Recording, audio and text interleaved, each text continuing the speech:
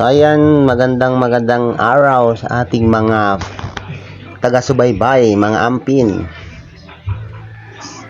So for our video, ayan, magkakabit tayo ng solar dito sa ating pinakamamahal na sityo na lusukan. Ayan, so bali apat na solar yung ilalagay natin dito, guys. Ayan, so naglagay tayo, guys.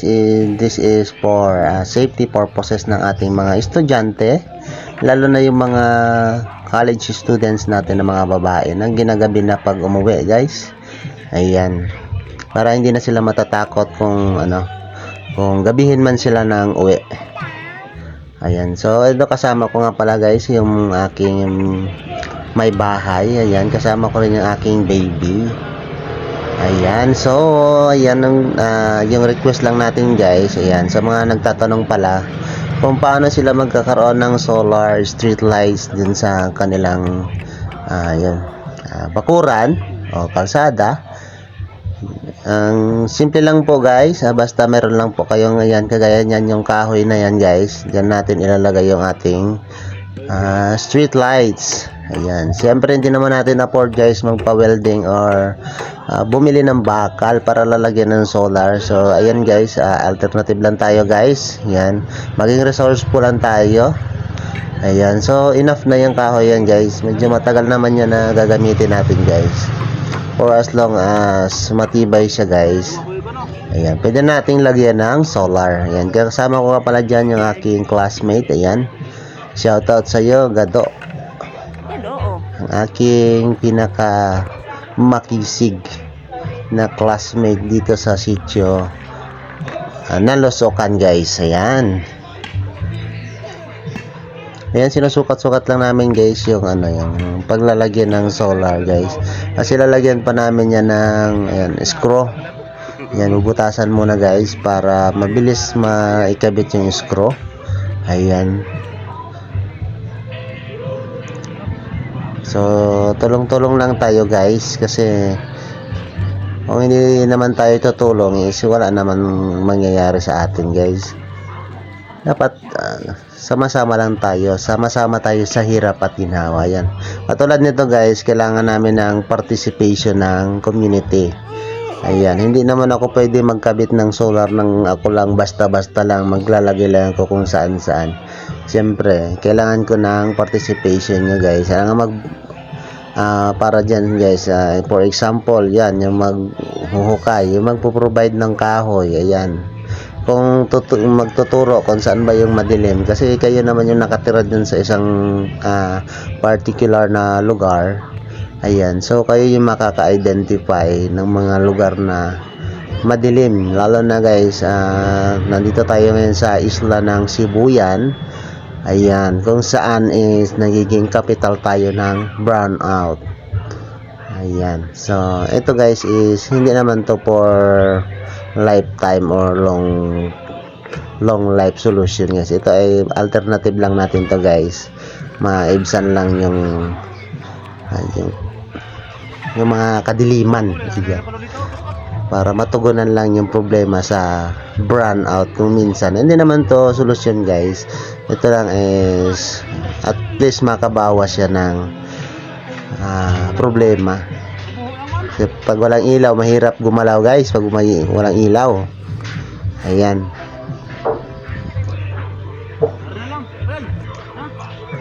ito shoutout nga pala kay Auntie yung sa mama ni Jeremy. Pumutan ko to rin. Auntie Asyon. Ayan, shoutout kay Auntie Asyon. Naglo-loading pa tayo, guys, kasi medyo stress pa tayo. Ayan, yan nga parang kasama ko, guys, yung classmate ko na si Gado, si Edgar Milo. Ayan, siyempre katulong natin dyan, guys, yung kapatid ni Jeremy. Ayan, so maglalagay din tayo dito, guys, sa may bandang kalsada, guys. Ayan, dito tayo maglagay tayo ng solar dito banda, guys. Ayan, Ayan, shoutout din pala sa mga Rojas family. Ayan. Actually, pang ilang solar na natin to sa nalusukan. Marami na to, guys. Ayan, hindi naman natin to malagyan lahat ng isang bagsakan lang. Siyempre, tuwing sasahod lang tayo, guys. Ayan, saka lang tayo makakabili ng solar. Ayan.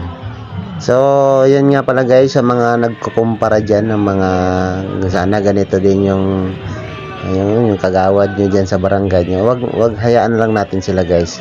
Ito, guys, is ayan, passion lang talaga natin tong pagtulong, guys. Ayan. At saka, guys, alam naman nila yan. Hindi naman tayo, guys, wala naman tayong pera kaya nanalo tayo, guys.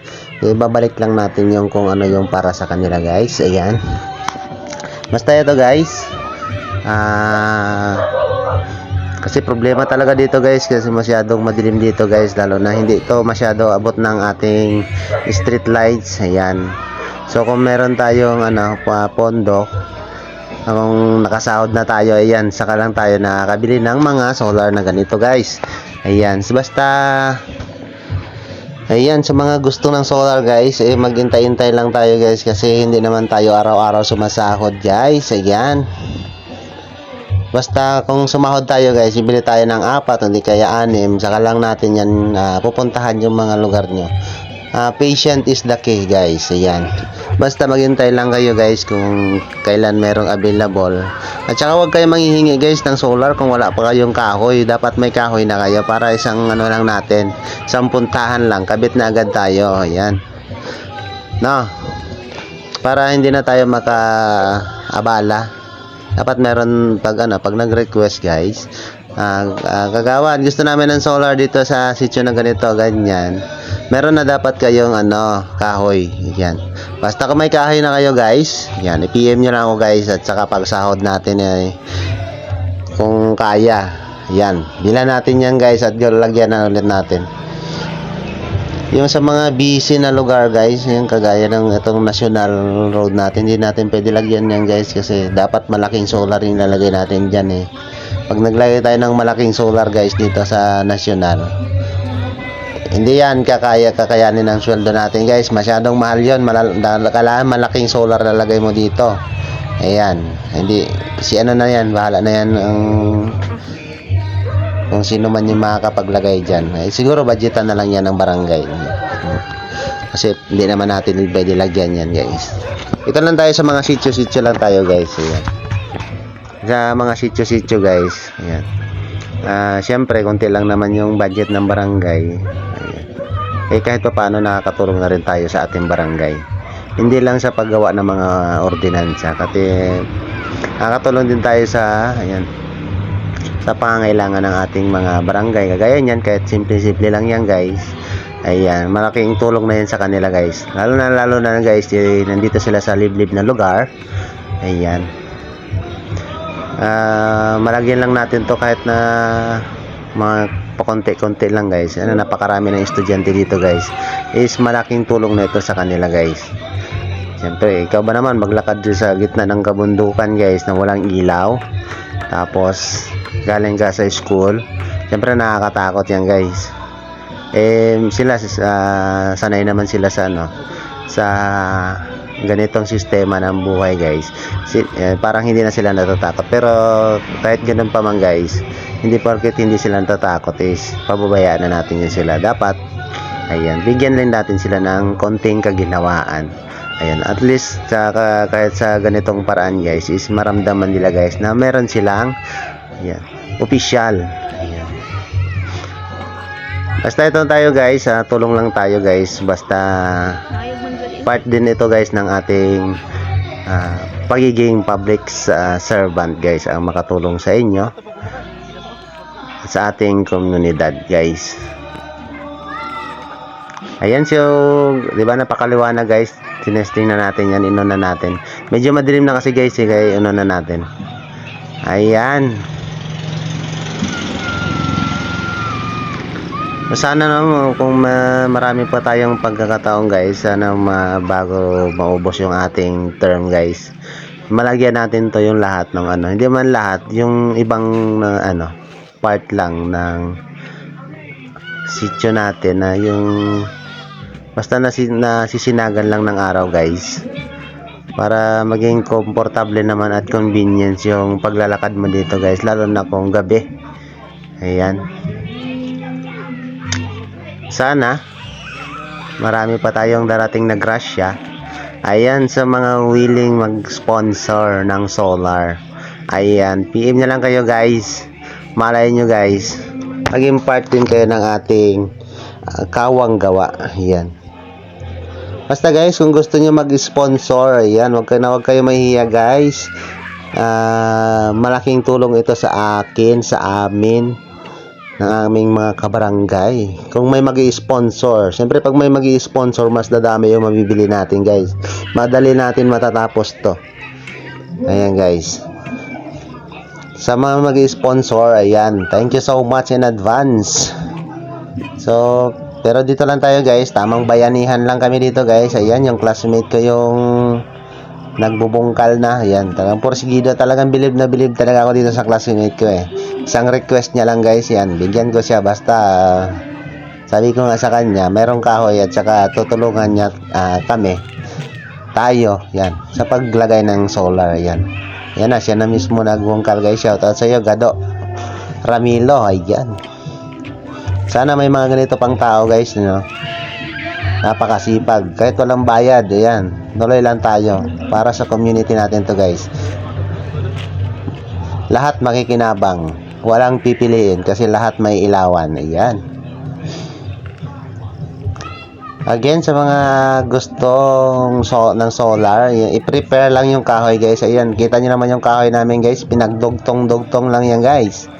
Ayan, pero kahit ganun pa guys, kahit pinagdugtong-dugtong lang namin yan guys, ang importante meron tayong nailagay. Ayan,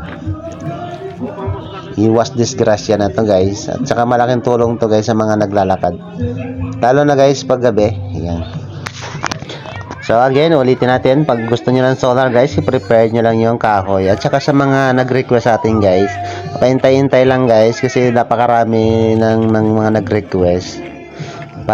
Siyempre pa-anim-anim lang tayo or 4, hindi naman natin yan malalagyan lahat. Kasi pag naglagay tayo ng solar tsaka walang plano, mga direksyon kung anong gagawin, yung mga meron dun sa kabila, meron dun sa kanan, mga ganun, dapat meron plano, dapat organize yung paglagay natin ng solar, hindi paputol-putol, hindi yung kung saan-saan lang. Ayan, ang target natin to guys, itong street papunta sa baba ng, ayan, papunta dito sa baba sa may barangay. Ayan, that's all for tonight's video guys. Ayan, sana na-enjoy nyo yung ating video guys. Hindi man ito nakakatawa guys, sana in-appreciate nyo. Thank you.